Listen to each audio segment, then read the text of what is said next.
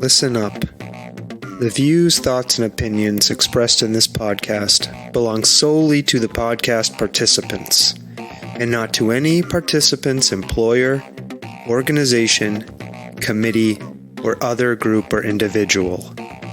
This podcast is for entertainment purposes only. You know, for fun. So lighten up and enjoy.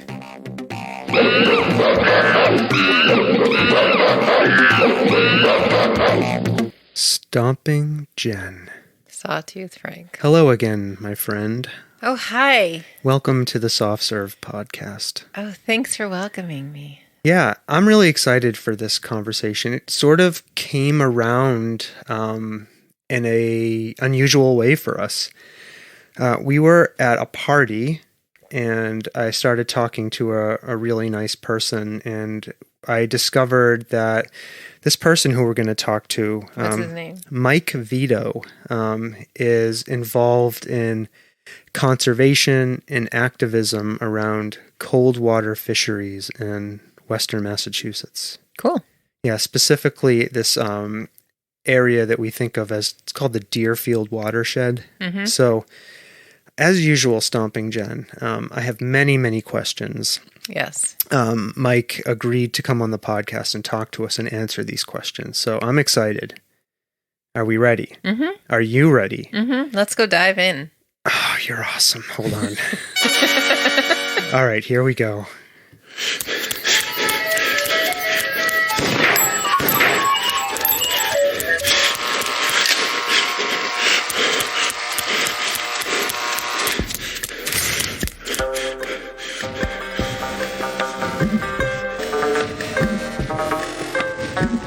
Soft Serve Podcast.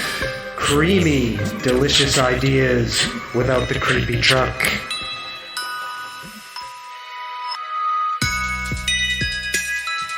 Stomping Jen. No. Have no doubt. We're going to talk trout. Okay. Oh my God. With our guest, Mike Vito. We're going to talk about cold water fisheries. There's a lot to know. I'm a cold water fish right now. Why? Because it's freezing in this Oh, house. I had to turn on the air conditioning. It's It ridiculous. was very humid. Well, let's without further ado, let's say hello to Mike. Hi, Mike. Sawtooth, how are you? How are you, Jen? Good. I'm doing good, Mike. The very first thing I wanted to check in with you about, after saying first, thank you for doing our podcast and talking to us, was how is your back?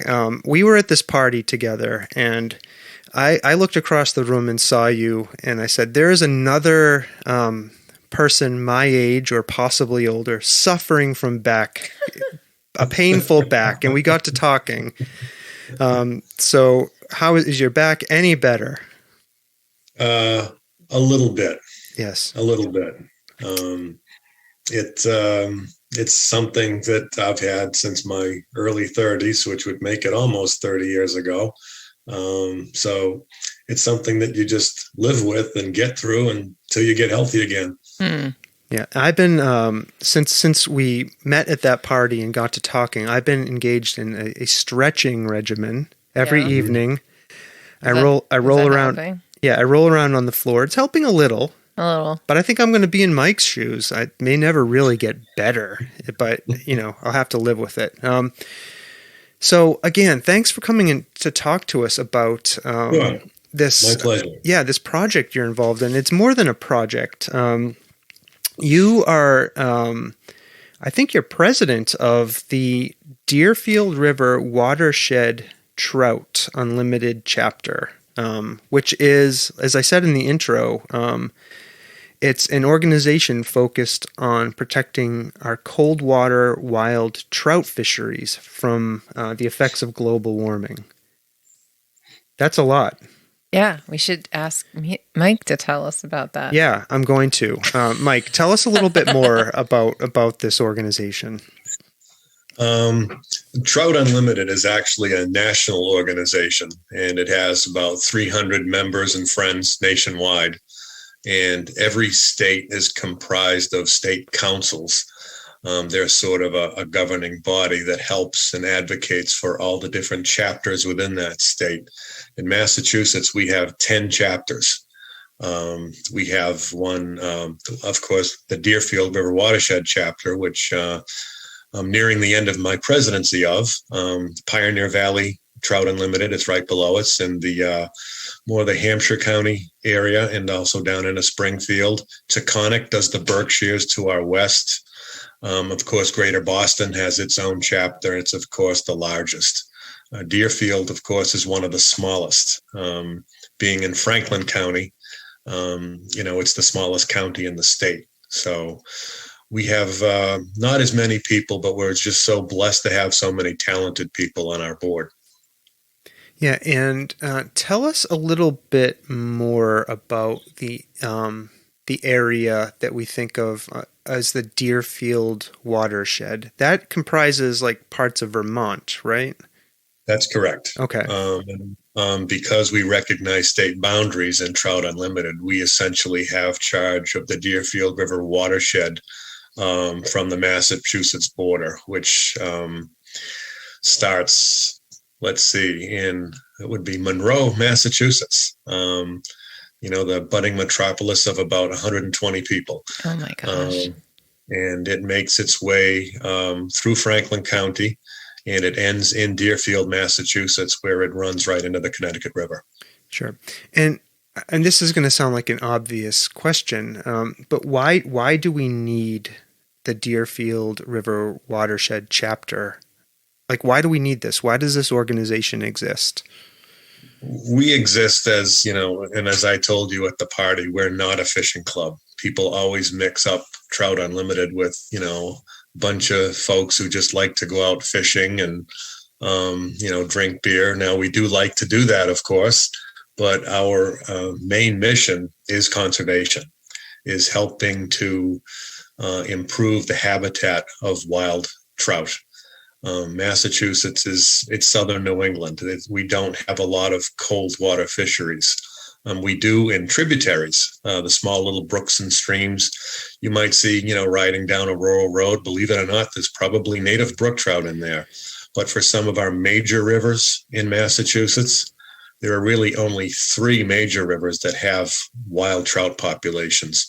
That's the Swift River in Belchertown, which I know you're familiar with, Sawtooth. Yeah, we live here in Belchertown. Yep.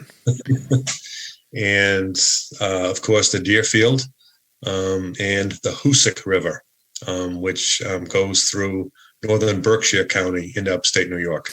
Now, has that always been the case that these big rivers don't support the wild cold water trout, or is this is the only reason we have these 3 rivers that contain these fish because of global warming? Well, and not just global warming. Some of the rivers were, and I don't know how far back we would go in the geographic timetable, but they have gotten warmer. Yeah. Certainly global warming is part of it. But let's face it, there used to be a lot of great brook trout streams in Greater Boston. Now there aren't any.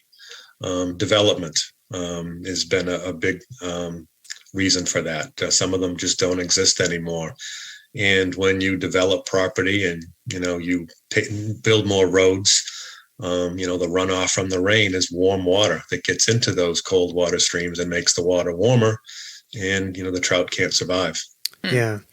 And they are something to see in the wild. These wild trout. I've seen them a few times, more up north, in the more northern rivers and streams and tributaries. But you've seen them in the Swift. In the Swift, I saw Swift is freezing. Yeah, I never even made that connection that they need that cold water.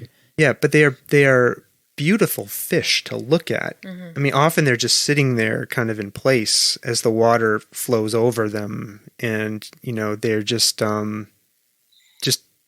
beautiful thing to look at. Mm. Yeah. Now, how did you get involved in this conservation work, Mike? Like, what brought you to this? I have been fishing and, even grew up hunting. Even though I grew up in Greater Boston, I came from a family who enjoyed those things. And When I moved out here to Western Massachusetts back in, I think, 1985, I thought I died and gone to heaven. The Deerfield River is not the Charles River or the Neponset or the Mystic River. Very different, very clean, very cold and pristine.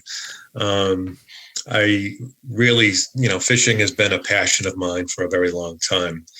And I just, with the career I've had in government and journalism, I just wanted, like most of us, put our skills to the test and, follow our passion and make it better.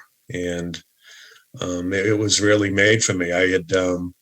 I was fishing one evening up at the Fife Brook section right near the dam that actually controls a big portion. It's 17 miles long from Florida, Mass, down to Shelburne Falls or Buckland. I forget which community. 17 miles is the area between the two dams. It's undisturbed. Okay. But that dam at Fife Brook, which is hydroelectric, controls that. And I was up there one evening enjoying an evening hatch. I was having some great luck, and a fellow pulled up behind me in a car, and he was quite a character. Brought out this huge 12, 13-foot spey rod, which is a very different type of fishing. It's a huge rod. You need two hands to cast it. And we were chatting, and I recognized him. He had just caught a brown trout fairly recently that was well over 30 inches long in the Deerfield watershed. And I obviously wanted to get to know him. I knew he was president of the TU chapter. So I, tweaked up my Boston accent a little bit so he didn't think I was so local. And we got talking, and I was out fishing him, which I know the locals hate when Bostonians can outfish them. And he started calling me names, kidding. And then, afterwards I introduced myself, told him who I was. I'd lived in the area for a long time, and he invited me to join the chapter. And, we really hit it off, and that was back in 2016. And, I joined the chapter and eventually got on the board, became vice president, now president, and getting ready to turn the reins over to the current vice president in January. Yeah. How does that feel after having shepherded this for so many years and getting ready to turn it over? Yeah, I'm excited, actually. One of the things with any volunteer organization is to keep it going. Yeah. Because a lot of, especially, all volunteer groups, sometimes they have ups and downs. It depends on who's there. But I think that we've really been able to build a solid team and a solid bench of people who are ready to step into leadership positions. It's important work. It's not a lot of people don't know exactly what it is that we do, but it is pretty important. Yeah. And I'll leave it at that. Yeah. Now, it's not just trout, right, that need these cold waters to survive, right? Are there other types of fish that live in these rivers that you all are interested, or are you mostly just interested in these trout? We are mostly interested in trout, but in some of the brooks and streams, especially the smaller ones, there are smaller fish. Some people might call them minnows, but they're really not. Creek chubs, black-nosed dace, and also there's a couple of others. Are they the food for the trout? Do the trout eat them? Yeah. And some of those streams, sometimes they can grow as big as the trout. And some of the smaller brooks that you see, not the Swift, again, that's a major river, but one that you could almost jump across. Some of those trout, a 6-inch trout is big. But what is important about the trout is that they are a very strong indicator species of wildlife that tells you when things are wrong with their environment. Yeah, like I think certain amphibians are too, like frogs, salamanders. If you go out there and see a 5-legged frog, there's some trouble. That's what I've heard anyways. Well, what does Trout Unlimited do? Like, what is the work that you guys focus on? Essentially, we work on habitat restoration. Mm-hmm. We also look to try and change regulations to make like water flows more conducive to the trout. Mm-hmm. We're in the middle of a mediation right now with Brookfield Power. They are the owners of the Fife Brook Dam and the Bear Swamp Pump Storage Facility. Right now, they can put out about 610 megawatts of power from there. That's a lot. But they have to draw water. And right now, their minimum flows, which are done through an agreement, are at about 125 cubic feet per second, which is a measure of the volume of the water coming through. But that minimum flow can go to 1,000 cubic feet per second in 10, 15 minutes. And what we have learned through some of our work is that it does wreak havoc on the environment. That up and down, constant, sometimes happens twice a day. We've found that since the upper Deerfield has gotten so cold, we did find trout reds, meaning that the fish were spawning. Those are like nests full of trout eggs. And we had gone to Mass Fish and Wildlife and asked them if they would fund a study because we felt in this relicensing process, we really needed science to show that what they were doing was harmful. And Mass Fish and Wildlife didn't have it, have the money to do it. So, a group of us got together and we raised the money. Mm-hmm. We hired a biologist and we went out and found trout reds. And in about a 5-mile area, we identified 105 trout reds. Wow. Is that a lot? It is. It's a lot more than any of us thought, including the biologist from Mass Fish and Wildlife. Again, this hadn't been done before, but because we're always out there fishing, we take note. And I've been fishing the area, like I said, since 1985. And, the water has gotten colder since they shut down the Yankee atomic power plant in 1992. That used to warm the water. Mm. So now it is colder. So I used to see a little bit of spawning activity back in the 80s, but you don't see nearly as much as you do now. So what we did is we went back to those reds, we marked them, measured them, and then took egg samples from every single red that we marked. And we sent the eggs off to a lab in Montana run by the U.S. Forest Service to determine its DNA structure. And we proved that those were indeed brown trout eggs. Wow. And that was not supposed to be there. So what we also found was that minimum flow in the wintertime of 125 cubic feet per second, nearly 40% of the reds were exposed to the air.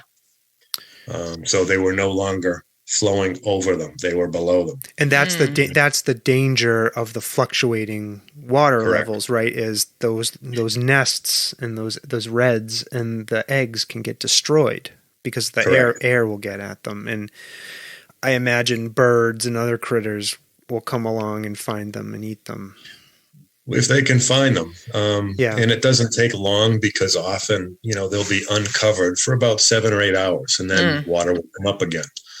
So it's a process that can sometimes repeat itself more than once a day. So what we were trying to do was increase those winter flows enough to cover those reds. And that would give the trout eggs a much better chance of hatching and becoming part of the wild trout population that's there. Are the dam companies responsive when you bring them the data and explain to them the problem? And I imagine this is the difficult part of the work, right? Like the really challenging part of the work is having to work with, governmental or utility type of agencies. We had this was all part of their relicensing. Hydro dams in this country can get licensed from 30 to 50 years. The license is good for without any scrutiny in between. So this is an opportunity to really take a look at that and see what types of improvements can be made, because these companies are private and they're making money off of a public resource. Yeah. That water belongs to all of us. So given that this was during the Federal Energy Regulatory Commission, FERC, their relicensing process, this would be our best opportunity to bring about that change. Within the FERC relicensing process, the Massachusetts Department of Environmental Protection has a right to certify the license with a water quality certificate. And the Massachusetts DEP refused to give them their water quality certificate based on the fact that they had not addressed the trout reds that were being stranded in the wintertime. Wow. And FERC agreed. So we proceeded into a mediation, which we're in now.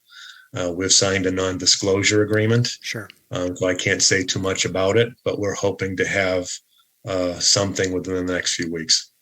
Damn, that is amazing that this organization, Mike's organization, went out there, funded the study, got a biologist, and actually made a difference here. Yeah. And what's good is this process, to let you know how long the FERC relicensing process is. This started before I joined the chapter. Oh, wow. This has been going on for nearly 10 years. And, one of our board members, former president Kevin Parsons, is an attorney. Chris Jackson is one of the more experienced fishing guides on the river. They've really led the charge on this. And when we all pulled together and got volunteers to go out and try to identify reds along an 8.5-mile stretch of river, there was a lot of people that had a hand in this, and we're just hoping for some success in the future. And once we get those winter flows up, if that does happen, we're really hoping that those eggs that had been stranded before will have a better chance, will hatch, and we'll have even more wild fish in the river. And our ultimate goal with all of this is to create the very first wild trout management area on a major river in Massachusetts. Wow. That's pretty cool. That's awesome. Are there also stocked like trout in those? Okay. Heavily. Yeah. The state stocks its rivers, major rivers especially, very heavily. They have been doing tests since our success on the trout spawning study. For the past 3 to 4 years, they have been sampling the brown trout population in that stretch of the river. And what they do is they go out and they stun the fish through electroshocking, and they don't tag them anymore. But what they've been doing is they stock them, is they clip the adipose fin a bit, which is that it's in between the tail and the dorsal fin. Yep. They will just clip a nub off of that. So for the past 3 or 4 years, they've been doing that process. And when they go out and they electroshock fish, they can count and see which has an adipose fin and which doesn't. And we were even surprised to learn that what they're finding is that 70% of the brown trout they've been capturing are wild fish and 30% are stocked. Wow. And now, is this, do you think this is due, like you said, to in that river, the Yankee power plant shutting down and the water becoming more colder? Yeah, colder. Yeah, I mean, I don't have any data Yeah. or anything to back that up because it was so long ago, but certainly we can see that the river is colder. There are ice jams and ice flows on the river that never happened prior, when Yankee Row was up and running. Mm-hmm. So it might have something to do with it, but it could be other things as well. But we also know that brown trout can tolerate warmer water than brook trout or rainbow trout. So that's why you see a lot of, like out in the Catskills, all the famous rivers there. It's the birthplace of fly fishing in America. Those rivers are with wild brown trout. We'd like to do something similar in the Deerfield. In addition to trying to change policies, trying to make legislation, working with utilities, is there stuff you all do? Like, you go out there and do you do stuff in the environment to help the habitats in any way? Yeah. Project that we're working on right now, we're dealing with a small brook. It's called Rice Brook. Mm-hmm. It's a direct tributary to the Deerfield. It's in Charlemont. And it comes down off of the hill on the north side of Route 2. Yeah. And it's very cold. And what we're trying to do is a method called wood in stream placement. Trout love wood in the water. Wood in the water provides food, macroinvertebrates that come off of it, insects. It also provides shelter, and it also provides shade that helps keep that stretch of the water cooler. Yeah. Because we're in New England, people might not realize all the forests we have are pretty young. So we don't have that many trees dying off and falling over into the brooks. Yeah, I think I read somewhere many, many years ago when I was taking a forestry class at UMass Amherst when I was an undergrad. I read that 100 years ago or so, I think 98% of Massachusetts was entirely deforested. Yes. Yeah, so it was like mostly like fields, like rolling fields, and all of these woods around us now are they're brand new, like baby woods. Most of them, anyways. Yeah. We have more woods in Massachusetts now than we did 125 years ago. That's mind-boggling. Yeah. It is. But that's also why we have more wildlife now. People see more deer, more foxes, coyotes have now moved into the area where we used to have wolves. There's something of a cross between the western coyote and the gray wolf in Canada. They're all over the place now, but now there's woods here, but the woods aren't that old. And what we're trying to do is replicate that natural process of trees going into the stream. So we've been working on Rice Brook. We started doing it this year. We had to get permits to do it from the Charlemont Conservation Commission. It does fall under the Wetlands Protection Act. Yeah. And we're fortunate enough to have a biologist on our board who donated his time. Another biologist who just retired from a different chapter came out to help. And the three of us went out and did all of the wetlands delineation, the top of bank marking that all had to be punched into a GPS unit. And when we finished all of that, we identified 11 different wetlands, we did not expect that. It was a long process. Some of those 90-degree days that you remember last June and July, I was out doing that. It's like hearing you talk, it's amazing to me. I think people, when they think of conservation work, right, may not realize how much detailed, work and planning and execution there is to be able to do a project. Like just listening to you and listening to all of the moving parts and the permits and the biologists and the conservation, like this is a lot of work. And the property owners, we have to deal with them, get their permission, explain what we're doing, what our goals are. We're lucky enough that we found 4 fairly large property owners. They've been great to work with, but we're going to do 2 miles of riverbank. And that's a lot, especially for a little volunteer chapter with, not any. There is a crew from TU National that is coming in to help us do it. And it's good because they're all very experienced loggers.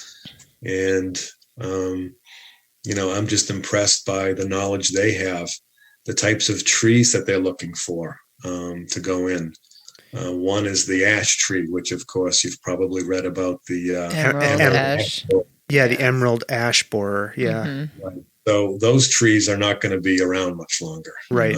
So those are good. Those are good candidates to kind of proactively take down and drop into the river. Correct. Yeah, these tree guys are amazing. I had a tree guy out here last weekend. We didn't have the tree guy. Well, my neighbor did, and I had told my neighbor I had a tree, and I was interested in talking to the tree guy. So he came over, and there was an oak tree that has a kind of a lean on it. Yeah. And I thought this was an old tree ready to fall down. The guy looked at it. He's like, this is a baby tree. He said, this is a healthy, he's like, this is a healthy, fine tree. Okay. And then the thing he told me is it has grown up all its life on top of this hill that we live on. And all of the trees behind it, right, are used to it being there, right? And like, he was telling me how underneath the ground, like they're all tied in together. Mm-hmm. And he's like, if you cut that tree down, you might create an unintended domino effect that have some other tree fall in your house. He's like, just leave it alone. He said, don't touch this tree for 10 years. He's like, don't even think about it for 10 years. He said, it's a fine tree. What we're also doing as part of this wood and stream placement is that we're collecting data to show the real impacts of this project. Yeah. So we have hired, one of our members is also a biologist for the U.S. Geological Survey's lab, the Silvio Conti Fish Laboratory in Turners Falls. Yeah. And he has been out taking samples of the trout population. And we're looking at both the total population within this 2-mile stretch, as well as the size, the average size. When the wooden stream goes in, then we're going to start electroshocking again and see how much it improves. And with this type of data, we think we're going to be able to qualify for grant funding. That's awesome. We had tried one group, and when we tried to explain it, they looked at me and the TU National biologist like we had 3 heads. And this is very commonplace in New Hampshire and Vermont, but in Massachusetts, not so much. So Interesting. Yeah. Really hoping that, 2-3 years down the road, we'll be able to have some good data to show how it improves. And, given climate change, and scientists, including the biologists at Mass Fish and Wildlife, have said that our native brook trout population is in real trouble. And what's sad is that it is the only native trout species east of the Mississippi River. Oh, wow. Are there so aside from like the declining fish population that you can see and measure, what are some of the other impacts of global warming that you see like on the rivers? Are there any other things that you can see? Like, are there invasive plants that start growing in these rivers and bugs that shouldn't be there, that sort of stuff? Well, I like some of these tree pests like the emerald ash borer. They're making their way north because it's getting warmer. When I first moved to Northampton in 1985, I never had a tick on me ever. Yeah. For probably 10 years. And now I'm covered in them. So when you're out in the woods and when you're outdoors, you do notice these things. Yeah. Especially a tick bite. They're to be taken seriously. Yeah. So interesting, because when we talked to the pollinator people, they were talking about the decline of insects, like flying insects. Yeah. Mm-hmm. Those are good insects, though, not these bastard ticks. Ticks are terrible. Yeah, those things are Ticks awful. don't fly. Yeah, and these emerald ash borers. Mm-hmm. Those things are awful. Have you ever seen what they do to a tree? I don't want to think It's about terrible. Now there's this other new one. What? The spotted lanternfly. Yes, that's scary. What the fuck do they do? I don't know. Why are they so scary? What do they do? Yeah. I think they can really hurt you. They can hurt people? I think there are people that are terribly allergic to them. Oh. And mosquitoes, too. They're terrible. Well, right. I mean, mosquito-borne illnesses are on the rise, too. And again, I moved out here in 1985. We never had issues like this. Yeah, it's because the climate's getting warmer. Yeah, they're terrible, the mosquitoes. This year in particular, because we had such a rainy July. Yeah. Mike, I remember asking you this question at the party we were at, and I was surprised. I was surprised. This episode's going to have a secondary title. Yeah, at the party. At the party.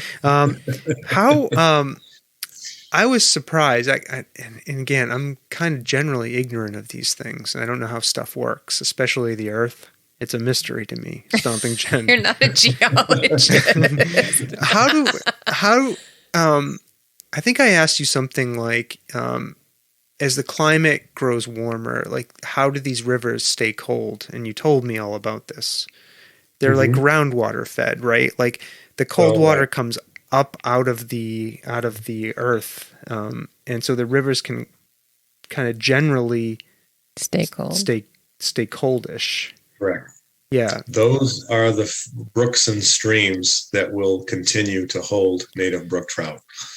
And the Massachusetts Fish and Wildlife biologists did a study, and they got some of their information from the biologists at the USGS lab as well.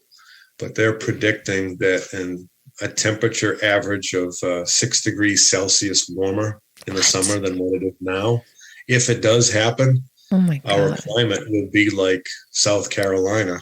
What? Jesus. We would lose about 76% of our native brook trout population. And the places they would still be are in places like Rice Brook, as I said. We've been taking temperatures there, and as hot as it got last summer, the warmest temperature was still didn't reach 65 degrees.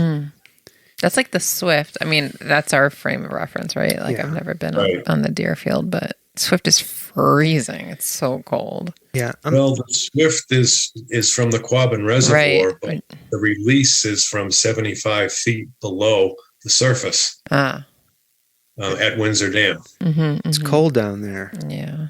It is. And it's consistent as well. They don't have hydro peaking every day. So the water levels don't change much. So they have excellent hatches. The insect hatches on the Deerfield aren't really that good. And we really think it's because of the hydro peaking.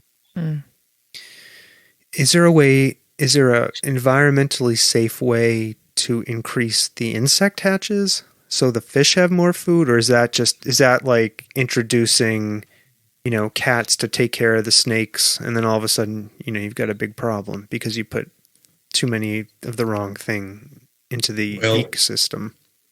In the smaller brooks with this wooden stream placement, and we're doing this strictly with hand tools. You can do it in larger streams with heavy equipment as well, but that wood, that's a natural spawning ground for insects. Okay. So that actually does put more insects into the watershed by doing that, and it gives the trout more food. I'm thinking about something, and I have to mention it. I'm sorry. I was thinking, Mike, about what you said about how they're an indicator species. My favorite book ever is a book by a writer named Cormac McCarthy called The Road. Have you read The Road? I have. The very last passage of The Road, which is about some kind of unknown apocalypse that decimates the earth, right? Of people and animals. The very last passage of The Road is this beautiful description of a glen deep in the woods, and there's a river, and in it Cormac McCarthy describes, like in a paragraph, a brown brook trout, right? And that is the symbol of there's still hope, right? There's still hope for the future and the earth, and it's recovering, and but deep, deep in the woods, and but that is the thing. He loves this. And it's and I was just thinking as we were talking about that, and just how important, these fish are. The indicator species. Yes. I have chills, but I don't think it's because of what you're talking about. It's because you're cold. I know. Anyways. Think about the Swift, Jen. That'll always make you cold. Oh my God, it's so cold. So one thing, I was creeping around on the Trout Unlimited website for the Deerfield River Watershed, and I was looking. You have a lot of really helpful posts up there that feature events and videos by environmentalists and ecologists and other types of scientists and professionals. And you've talked a little bit about this. It seems like it's been relatively easy to engage with experts and kind of bring them in to help. And that's been an important part of the mission of your chapter, right? Is reach out to community experts for help. Yes. Yeah. Yes.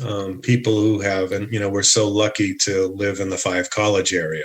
Because there are experts aplenty. Yeah, for who, sure. And some have actually done their own research on the watersheds right here in Western Massachusetts. We just had a gentleman on from UMass who was once a member of the Deerfield River Watershed Association, and he did a whole study about the watershed, the hydro peaking that's going on, but also the impacts of Irene.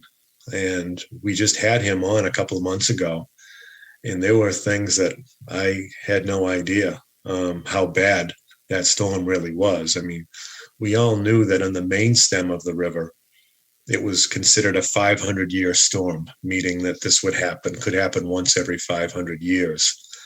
But in one of the branches, the North River system, which is one of the tributaries of the Deerfield, it was a 3,000-year storm. Oh my God. Which one was this? Was this the one where... It was Irene in 2011. I don't remember it. And now, did that have a lasting impact on the fish population? It did. Yeah. We were pretty worried about what was going to happen because it happened in August of 2011. And normally we fish right into the winter.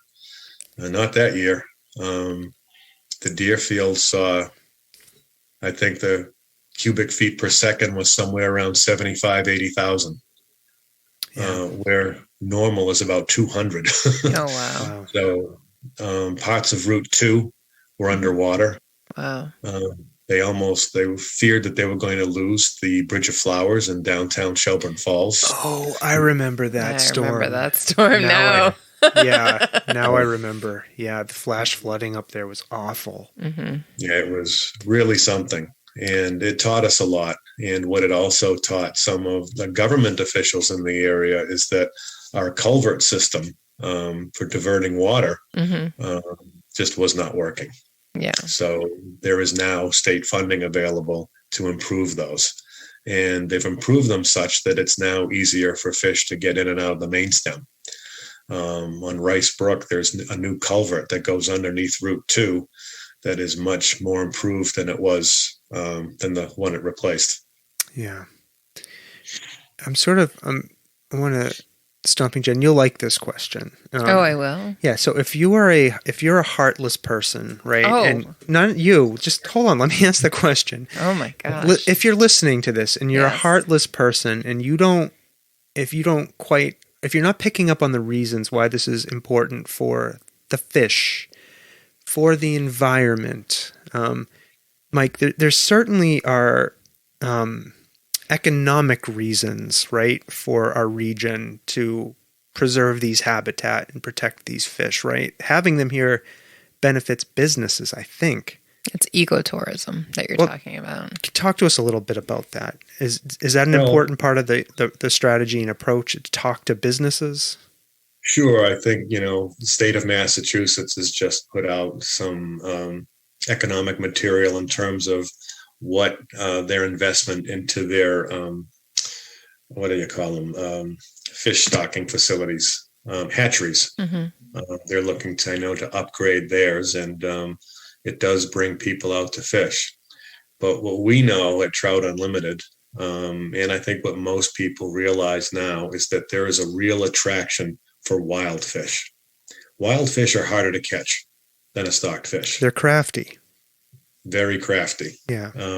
You really have to figure out what it is they're eating, especially if you're a dry fly fisherman like myself. I do that strictly now, and that's basically fishing on top of the water and trying to imitate what it is that they're eating. Mm-hmm. And you can throw a dozen flies right past the rising fish, eating away, slurping away at all these bugs, and won't even give your fly a second look.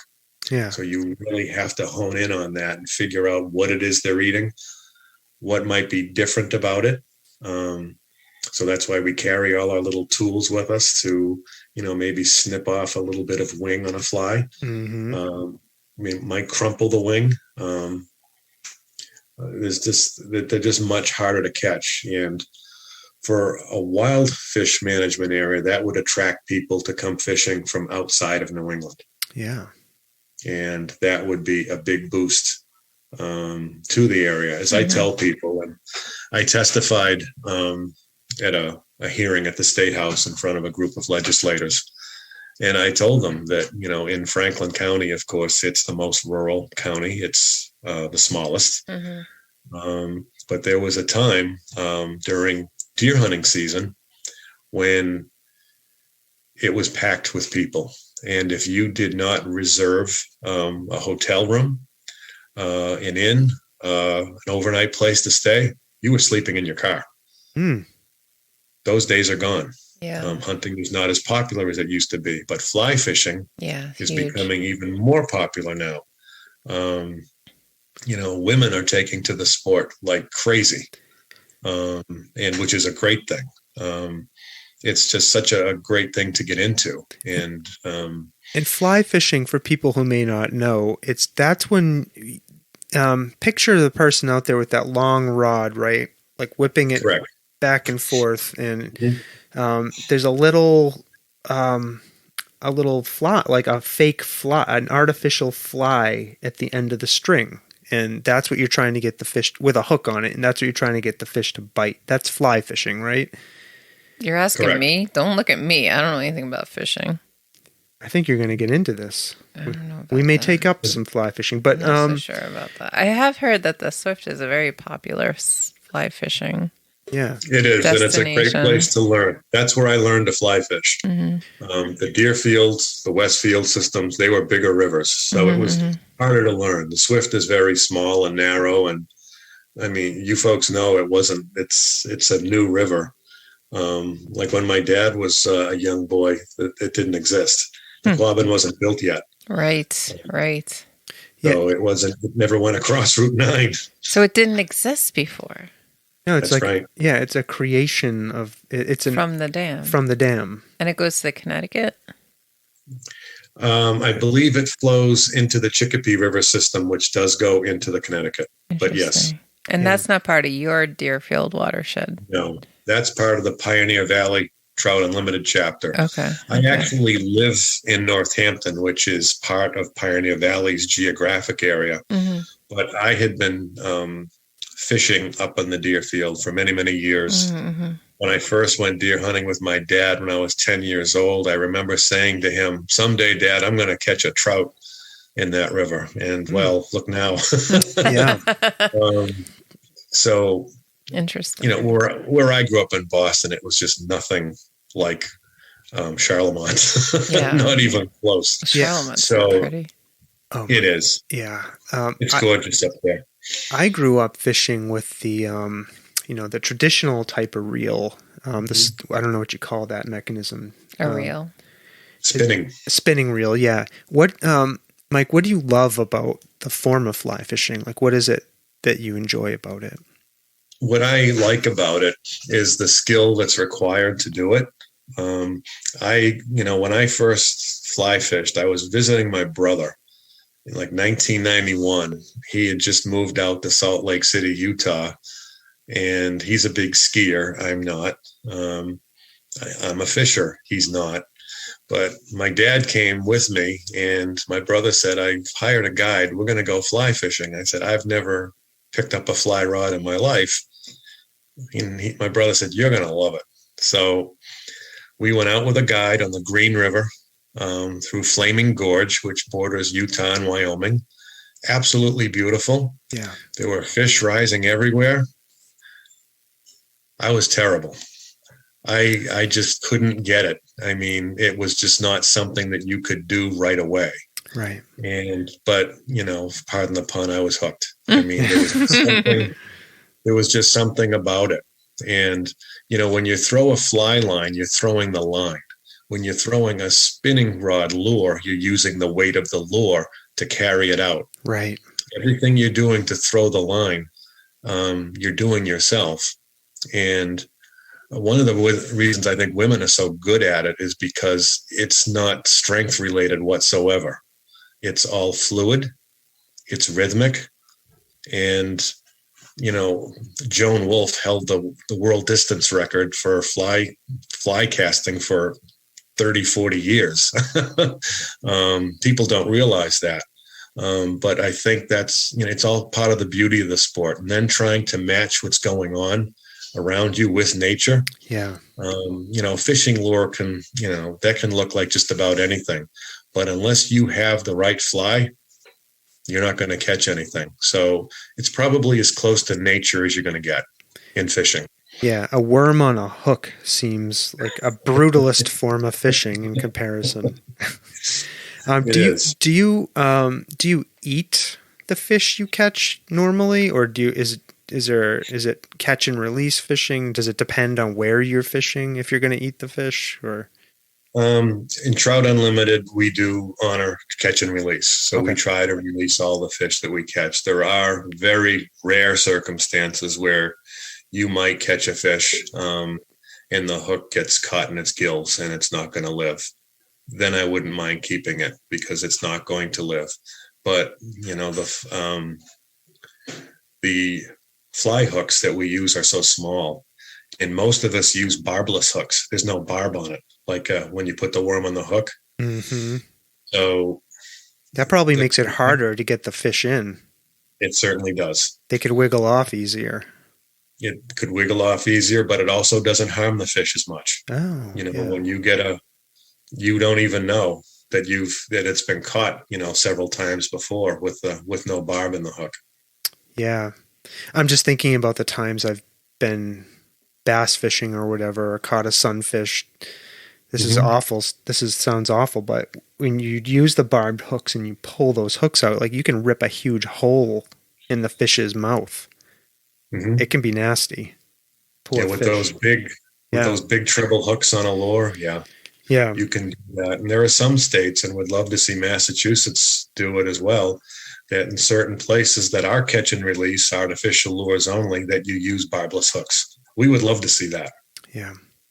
This is a silly question. Has fly fishing as a practice taught you anything about life? Anything else? Why is that a silly question? I don't know. It's taught me to enjoy life more. My own, personal story was, I was a newspaper reporter. I got into politics, was a chief aide to the mayor of Northampton, and then signed on to work for U.S. Senator John Kerry. I'm going to give him one of these. I like Senator Kerry. Sorry, that wasn't loud enough. Okay, thank you. And while, of course, he was running for re-election and then for president, I had no life. Right. I literally had no life. And I lived out of a suitcase. And what fly fishing has always done for me, it's helped ground me to realize what's important, what you have around you, and to appreciate what's there. But then having worked for Kerry, using that experience to try and change policy to make the environment better. Did you ever go fly fishing with Senator Kerry? No, and I wouldn't. I had to ask that. I thought it was interesting. I was creeping around the Trout Unlimited website for the Deerfield River Watershed chapter, and I'm going to include the links to this website in our show notes. Great. So I want people to check this website out because it's pretty interesting. I learned a bunch of stuff watching those videos and looking at things. One of the things I saw was that there's a page on there that if you see a trout out there in the wild, you can report it, right? You can. Correct. Yeah. A brown trout. Yeah. Can you talk to us a little bit about that page and like why it exists and why you want people to report these fish if we see them? We're working very closely with Massachusetts Fish and Wildlife right now, and they're really trying to do the best they can to really figure out how many fish are in the Fife Brook section, as I described. And they have something on their website basically asking people to report your catch. And what they ask is what type of fish it is, how big, where did you catch it, and what time of day.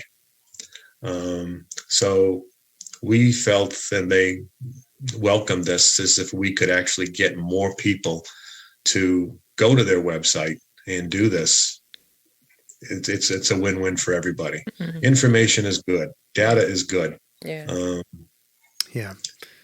One thing so the other thing I saw is there's a lot of different committees for the Deerfield River Watershed chapter, and I would imagine that means there's a lot of volunteer opportunities for people. So if they're listening to this, and if you're listening to this and you feel motivated to help out, like what types of ways can people help out the chapter and volunteer? We do just about everything. We did just recently participated in the Connecticut River Conservancy Source to Sea cleanup. Mm-hmm.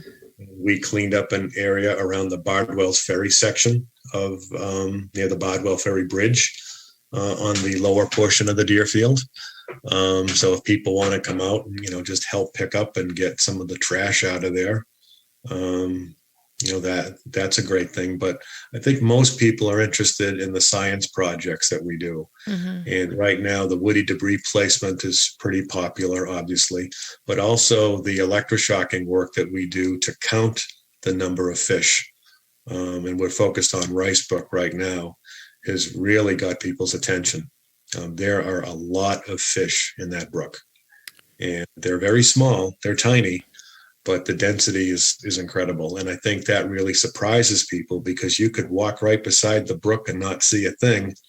And within a few feet, you can get 10 little brook trout. Yeah. You didn't even know they were there. So, and then the process of measuring each fish, we're taking small fin clips from them for DNA analysis. What we want to see is if these are true native brook trout, and that these were not related to any past stocked brook trout that could have been either put in the water or got in there from the main stem of the Deerfield. We think that they are going to be native, but there's really only one way to be sure.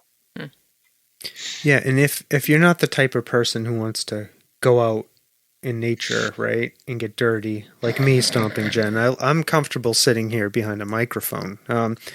There are other committees that there may be slots to help out with. So I was looking at this. I was like, I'm involved in union work, Mike. So I was looking. We have all of these committees in my union, but there's a membership committee, right? If you like talking to people and recruiting people, and you could get involved with that. There's a communication committee, a nomination committee. You all probably have to run elections if you're a chapter. Yep. So if you like that stuff, there's an education committee, right? Mm-hmm. If you want to help out in educating people about this stuff. So if you're passionate about conservation, activism, fish. You could do some education. Flies. Yep. Right. Financial development committee, conservation committee. There's a lot of, you could do a lot of work here, mm-hmm. right? And you could volunteer and help out. So I'm encouraging folks, if you're listening to this and this is something you're interested in, I'm sure there's a way for you to help. Email, go on the website and find the contact information. Check it out. We welcome everybody, anybody who's in, and you don't even have to fish. We've got several people who aren't so interested in the fishing, but they love the science. Yeah. And also, if you're sitting there and you have money burning a hole in your pocket, you can donate too. You can just give money. Yeah. Help fund the projects. So think about that too.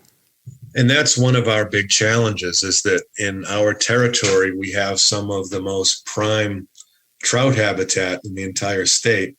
Yet we are the poorest county with the least amount of people. Mm. For people who are outside of Massachusetts, I can tell you that Franklin County is comprised of 26 separate towns. It's 725 square miles in area. Yeah. And has about 70,000 people. Yeah. I was going to say, it's a very large geographic area, but there's not a lot of people. Yeah. But in comparison, mm-hmm. Somerville, Massachusetts, mm-hmm. right on the doorstep of Boston, is 3.5 square miles in area with 80,000 people. Yeah. Oh my God.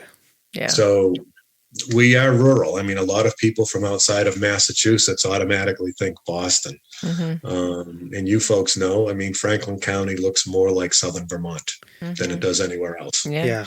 Yeah, absolutely. Yeah.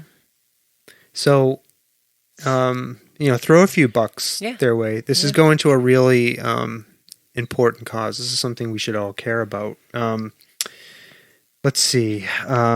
Mike, was there anything that we didn't touch on that you wanted to talk about or cover before we get into our last couple of questions? I think we're on a good roll here. I mean, I think we're talking about how Trout Unlimited is really, a conservation group. We're not fisher people. Yeah. We are fisher people, but we all love to fish. But Trout Unlimited does have a long time saying that if you take care of the fish, the fishing will take care of itself. Yeah. And that's what we're about. But it's not just the trout we're helping. By some of this work that we're doing, we're helping other species as well. Yeah. Sure. Colder, cleaner water is good for the environment. Yeah, it sure is. I just love looking at a nice clear river. Do you know what I mean, Stomping Jen? Like when we were out there floating around on the Swift, Mike. In a boat. No, I was on a paddleboard. No, I'm just saying we weren't just floating out there. Oh, we were on a paddleboard. Yeah, we were on like a vessel. It was almost meditative just to sit there and watch these fish. These gigantic brown, I think they were brown trout. These gigantic brown trout. They were trout. Big fish in the river. They were trout, and it was meditative just to sit there and watch them. Yeah. And float above them. If they were big fish, there's a couple of broodstock brown trout that they put in there, but most of them are rainbow trout, the bigger ones. Yeah. But as I was saying before, brook trout naturally spawn in the Swift River. It's the only major river where they do spawn naturally, and that's because of the cold water. And there could be great potential to develop that fishery someday, strictly for brook trout. But that's because it's, related to the public water drinking supply, 43 communities in Greater Boston. Right. I don't think I'd want to tackle that red tape. Yeah. They put fish in the quabbin? They do. Yes. There's a fish hatchery here. Yeah, I was going to say the fish hatchery. Yeah, in Belchertown where they grow these fish. Yeah. It's pretty amazing. Fish hatchery. Yeah. It is. Yeah. It's also, unfortunately, getting pretty old. Yeah. But, Trout Unlimited in our mission, we don't really deal with stock fish so much. Right, yeah. You deal with the natural. We really key in on wild species. Interesting. Yeah. I learned something, Stomping Jen. They're harder to catch. They're more fun. Right, and they're better for the environment because they're natural fish. Oh, that's what I think. I think so. That's my uneducated opinion. All right, Mike. Mike, we're going to ask you a couple of non-conservation related questions as we're closing out. So when you're not fishing, when you're not involved in this conservation work, what do you like to do for fun? How do you connect with Mike? How do you just relax and take it easy? I love to hike. Yeah. I love to hike. I mean, I don't hunt anymore, but I love getting out there. And when I hike, I try to read sign, see if a deer has been scraping on a tree, see if I could see where they're moving, looking for what we call a deer run, and just trying to spot, as much wildlife as I can. I just love being outdoors. For indoor activity, I love to cook. Nice. And, being a kid from Boston, I had the typical Italian grandmother who could cook. And I was her favorite grandchild. There was never an empty full plate after I was done. So she's been gone for some time, and occasionally I try to, because she never wrote any of her recipes down. Sorry, I try to recreate them sometimes. Yeah. So love to cook, love to spend time with my dog and my wife, Ann. We all like to go hiking together. We like to go exploring. And it was a little tough during the pandemic, obviously, when we were kind of housebound, as everyone was. So, we're hoping, like everyone else, that ends soon so we can get back out into the world. Yeah. I mean, it feels like it's opening up a little, but still. What kind of dog do you have? We have it's a little mix. Her name is Daisy, and she is mostly Jack Russell Terrier. Oh, a lot of personality. Those dogs. Yeah, a lot of it, but she's also part, what's it called? I forgot, but it's a lazy breed, and Daisy's more like that. Pug by any chance? No, it's not a pug. No. Is it a Bichon? No. It has a little bit of poodle and chihuahua in her. That's why she has such a tiny head. It's something else. I forget what it's called. It's white, lap dog. Yeah. I'm not good. Yeah, I'm not good with different dog breeds. I can't help. We have a Mississippi chocolate hound dog. Yeah, our dog is from the deep south. They told us she was going to be a boxer lab mix and 70 pounds, but she showed up. We're pretty sure she's part weasel. Yep, for sure. And she's about 30 pounds soaking wet. Yeah, but she's great. I mean, she loves to kill, so she definitely has terrier in her. She will murder anything she catches. Mm-hmm. Yeah, Maltese. That's Maltese. Oh, yeah. Oh, if we talk long enough, you'd remember. Well, you jogged something in my memory. No, she's not. She does well with other dogs, but she's certainly not a hunting dog. Coming from a family of hunters, my grandfather always had beagles. Oh, yeah. Chase rabbits, and he always had two, a male and a female. Females have better noses, and they keep the male in check.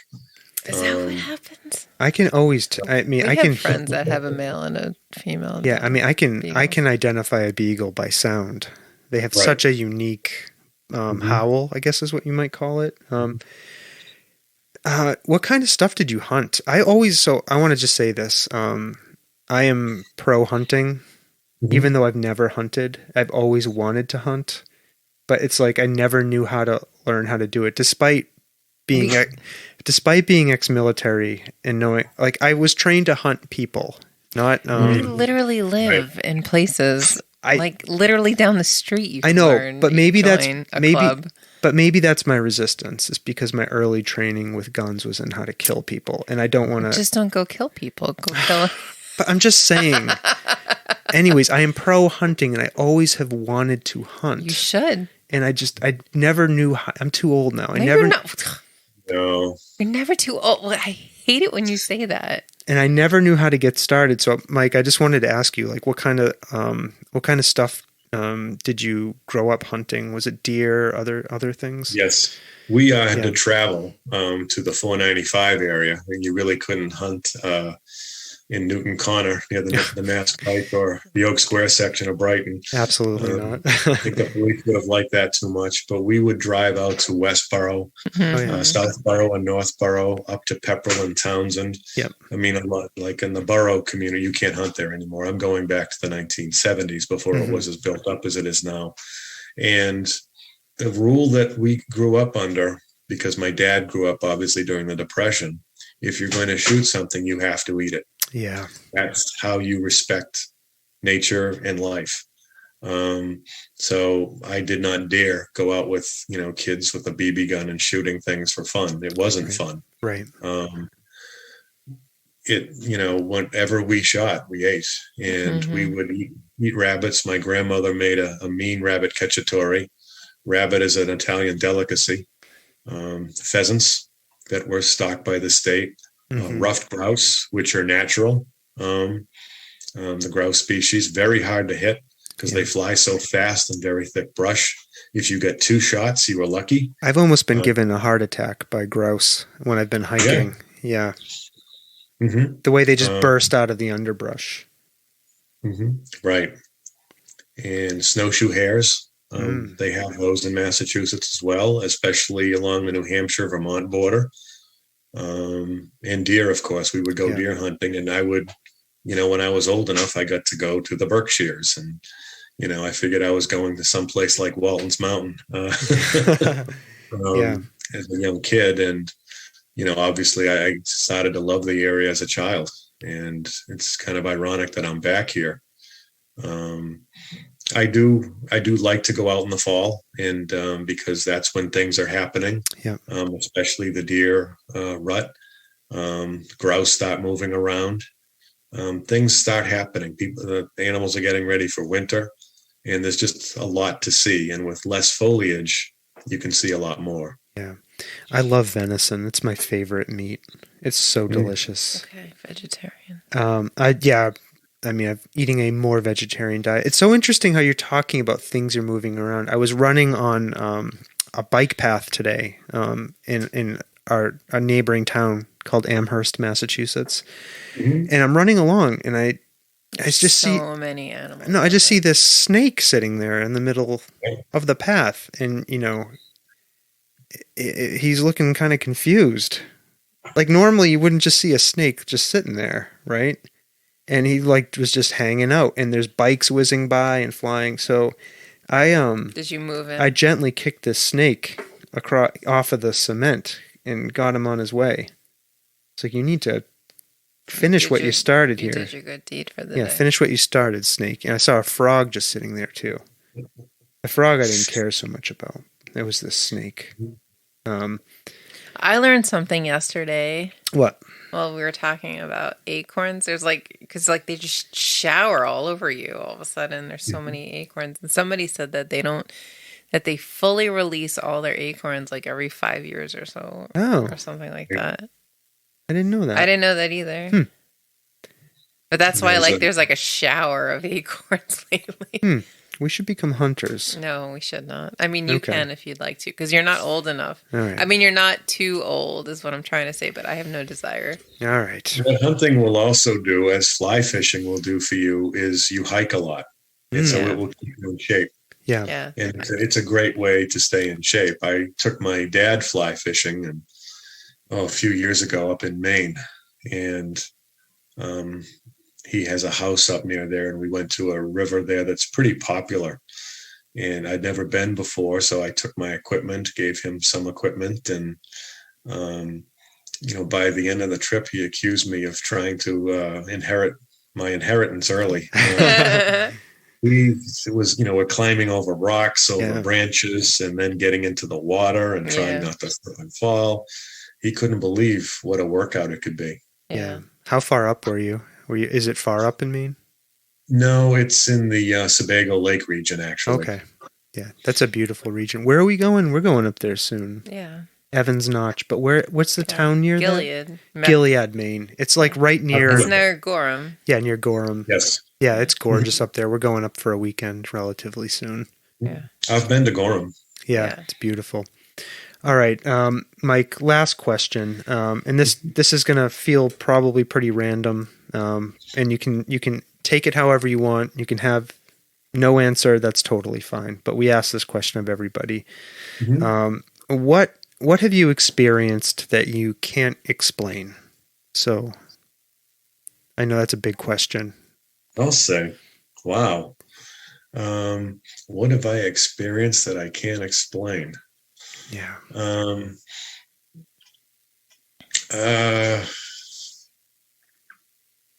don't know. What have I experienced that I can't explain? I think being outside a lot, especially in the woods, sometimes you hear things. My father always told me that sometimes the woods can play tricks on you.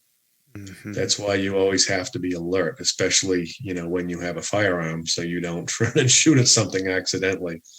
But sometimes there's times I thought I heard voices. Yeah. And I found out, I can explain it now. I couldn't when I was 15, 16 years old, that the sound traveled. Yeah. Maybe 5 or 6 miles. But it sounded like they were, a couple 100 feet away. Oh, that's so things like interesting. that. Yeah, we had somebody on here tell us once that they were in the woods and they heard a bunch of voices. Do you remember that? Mm-hmm. Yeah, that was what they said they couldn't explain. Mhm. So maybe that's what it was. That's so interesting. Well, thanks for sharing that. I appreciate it. We know that's a Oh, kind of a sure. bit of a surprise question, but Sure.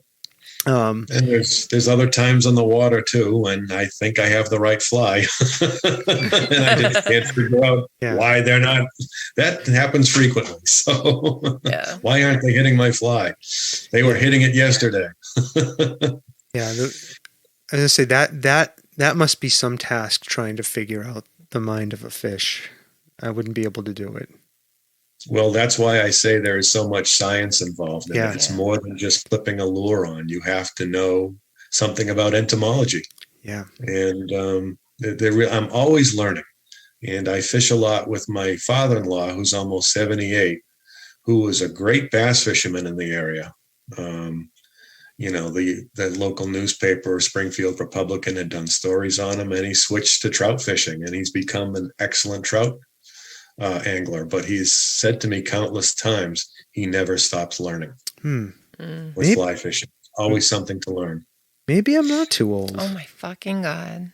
I'm glad Mike came on here and talked to us. Oh yeah, because whatever. Yeah. Sorry, I'm not older than you are, Sawtooth. I'm a lot older than you. I like to pretend I'm a lot older than I am. All right, I have to ask you this. Sorry. I lied. It wasn't the last question. So occasionally people report seeing mountain lions in our woods out here in western Massachusetts. Do you have an opinion on this? As somebody who has been out there fishing and has spent time out there in the woods hiking, any thoughts about that? Sure. There are people who keep crazy exotic pets, and it's not just 20-foot long anacondas. Mm-hmm. They have found both feces and hair of a creature that did, DNA proved it was a mountain lion, but it was probably from South America. Oh yeah. So somebody had a pet and they let it go. The same thing floats around about wolves. Wolves have made it down to Maine. And I don't know if you remember, but several years ago, somebody saw what they thought was the biggest coyote they ever saw in their life. They were a farmer. Yeah. The animal had taken one of its sheep or livestock. They are allowed to shoot it. So they did have somebody shoot it. It weighed 98 pounds. They took it to the University of Massachusetts for a study. It was a gray wolf. Oh, wow. Shot in Shelburne Falls, Massachusetts. Jeez. And when they studied its stomach contents, it had one time been up in Quebec, where it was eating a very specific type of lichen off of a rock. Huh. Wow. So anything's possible. Well-traveled wolf. Right. Yeah. All right. Crazy. Mike Vito, thank you. I really enjoyed. Yeah, I really enjoyed talking with you about the Deerfield River Watershed chapter of Trout Unlimited, right? And so, folks, yes, you heard all the ways that you can potentially get involved if you're interested. You can help support by donating, or volunteering. Volunteering. Check out the links. Okay, these are really great projects that help a good cause here. Right, Stomping Jen? That's right. All right. That's right, Sawtooth. Okay, listeners, here's what we need to say to you. Thank you for listening. We appreciate it. Mm-hmm. We do love you, despite Stomping Jen's obvious disdain for me and, by extension, you. What are you talking about? No, I'm just kidding. I'm playing with you, Stomping Jen. I don't know why you love to throw me under the bus like that. Our listeners expect it. So, listen, you scoundrels. Subscribe to the podcast. Download our episodes. Leave us a review. Engage with us on social media. Okay? Share with a friend. Share with a friend. If you're listening to this and you say, hey, I would be a good guest, reach out to us. Yeah. We'll consider it. We'll consider it. Maybe. It's possible. We don't just let anyone on here. Okay. Just, if we meet you at a party. I'm just kidding. Some of the most interesting conversations we've had have happened that way. So At the party. yeah. Mike, thank you again so much. We just go around. We like to say goodbye, and then we'll wrap this thing up. So we'll give you the honor of going first here.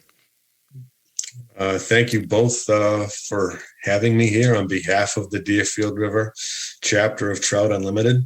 We welcome all folks to join us. It's a great experience. There's a lot of science involved, and hope to hear from you all. So Stompin' Jen and Sawtooth Frank, thank you so much for the opportunity. Thanks, Mike. Thank you. Stomping Jen? Bye now. All right, folks. Bye now.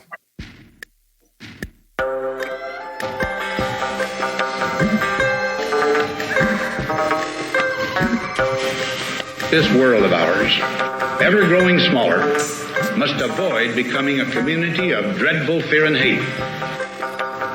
Those who have freedom will understand also its heavy responsibility.